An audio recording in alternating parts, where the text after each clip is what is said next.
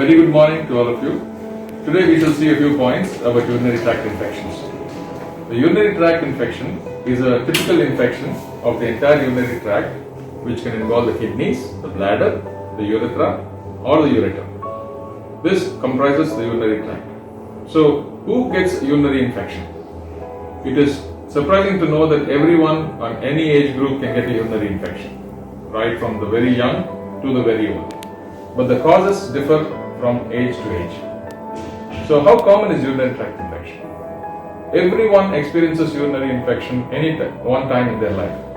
So to an OPD, typically, a visit to the hospital is definitely needed for urinary tract infection at least once or twice a year by the common man. So world over, they comprise of very costly procedures involved and costly treatments involved.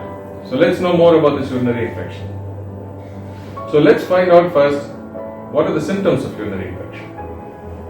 Simple infections or moderate infections can always cause burning in the urine, pain in the lower abdomen or pain in the back, and also the need to pass urine again and again, and painful urination. There may or may not be blood in the urine, and there may be associated fever. What are supposed to be the danger signs of a urinary infection are typically vomiting, fever, and pain in the back, which are not responding to medications and which are continuously draining the patient's energy. Now, how do we identify whether a person has urinary infection or not? First, the symptoms, which I typically just mentioned. Second, the tests. Normally, a urine analysis is done in which the urine shows pus cells and or bacteria, which is very suggestive of urinary infection. If necessary, we may do a urine culture to confirm what kind of infection there is. So when are these tests done? Usually on the first visit to a doctor. If he suspects a urinary infection, he would do these tests. The type of organisms that can cause urinary infection are bacteria, 95% of the times. Sometimes you can have non-bacterial varieties like fungal and also viruses.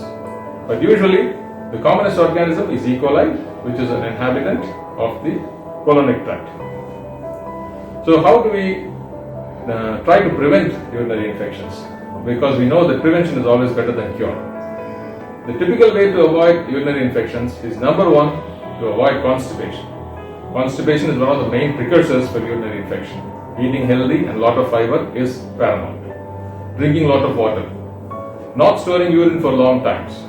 And those who have risk factors for urinary infection to be under the supervision of a urologist or a general practitioner, as the case may be. So once the cause is identified, it is typically treated with antibiotics, pain relief medications, and also bladder antispasmodics. Once this is done, if there is no further advancing relief or if situation worsens, you may need IV antibiotics. The progression of a simple urinary infection into a complex one involves the shift of symptoms from the lower abdomen to the upper abdomen and more of systemic signs like fall in blood pressure and all that. These are all the danger signs of a progressing infection, which is to be immediately handled by an expert physician. So typically, a urinary infection is an overview has been given with.